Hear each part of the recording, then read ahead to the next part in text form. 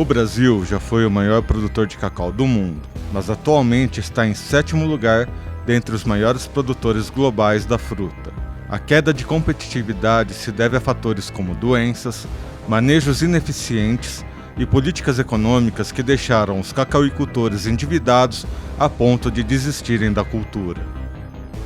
Para recuperar a produção do passado e proporcionar maior rentabilidade ao produtor de cacau, toda a cadeia está passando por diversas mudanças estruturais. Nesse contexto, o tripé do ESG, que engloba melhorias sociais, ambientais e econômicas, tem se mostrado uma grande solução para a produção de cacau no Brasil.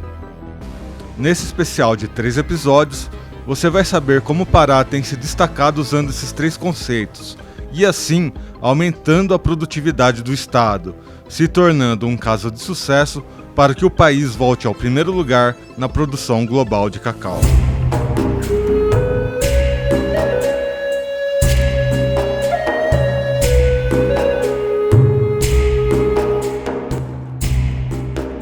O cacau brasileiro vem da Amazônia, a maior floresta tropical do mundo, ou seja, além de ter uma grande biodiversidade, a floresta forneceu ao Brasil a oportunidade de desenvolver a cacauicultura em diversos estados do Brasil.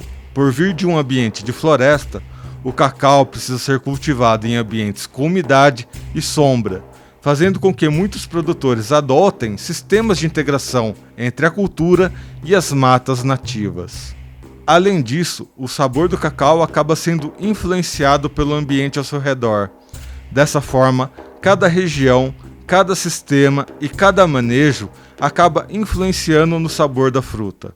É a partir desses sabores diferentes que a cultura mostra que é possível transformar o cacau em um produto de origem, assim como ocorre nos setores do café e do vinho. Por isso, a sustentabilidade é a maior aliada da produção de cacau, uma vez que a produção é beneficiada com as características únicas do ambiente em que está inserida. Assim, os produtores de cacau se tornam importantes agentes da recuperação de áreas degradadas, como é o caso dessa área do sítio Ascurra. Antes, essa área era voltada para a pecuária e estava degradada, muito diferente do cenário atual, com a implementação do cacau em meio à mata nativa. Robson e Sarah Brogni, que são os proprietários aqui do sítio, consideram essas árvores como suas filhas, tanto por terem sido as primeiras a serem plantadas na área, quanto pela dedicação e retorno que eles estão tendo aqui, uma vez que foi daqui que saíram as amêndoas que foram premiadas no último concurso de qualidade do Centro de Inovação do Cacau.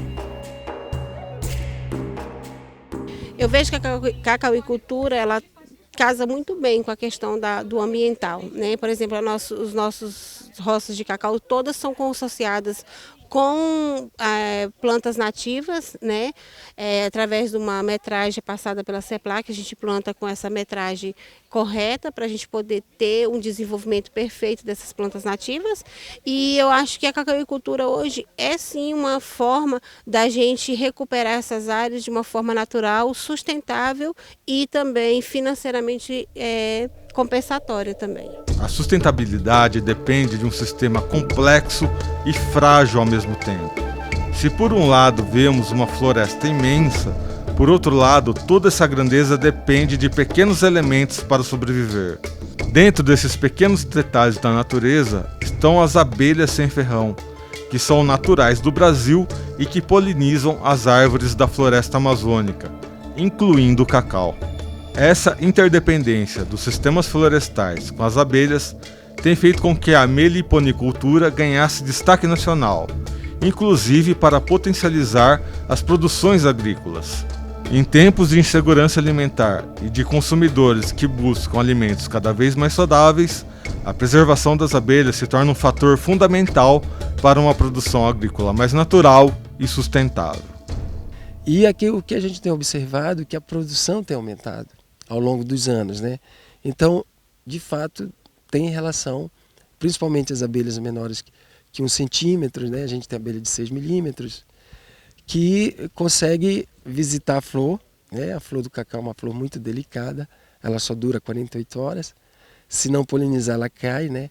E com um ambiente favorável, né, a gente tem percebido que a nossa produção ela tem aumentado ano após ano, né? Então, isso também é um agregado, né, para o agricultor, né, ter essas abelhas, porque também aumenta a produção dele, né? E não só isso, né? Você tem, por exemplo, o própolis, que é um... Você pode extrair o própolis, que é um super... Imagina as nossas abelhas da Amazônia, que podem visitar várias árvores nobres, jatobá, cumaru, copaíba, enfim, todas as árvores medicinais, e você extrair um blend de própolis ali extremamente medicinal. Então, quem tem abelhas, quem preserva as abelhas, tem uma riqueza. E aqui a gente é muito grato, né, por ter conhecido as abelhas e ter hoje algumas abelhas aqui.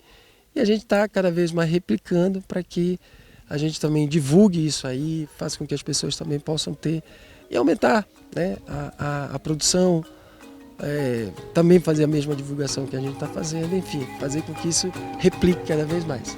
Ainda há um longo caminho para que o Brasil volte a ser o maior produtor de cacau do mundo, mas os primeiros passos já foram dados. Superar gargalos, aumentar a extensão rural e encontrar meios de conectar os produtores aos consumidores são apenas alguns dos desafios a serem superados. Porém, a partir do tripé social, econômico e ambiental, o Pará tem mostrado que é possível transformar o cacau no maior alimento do futuro.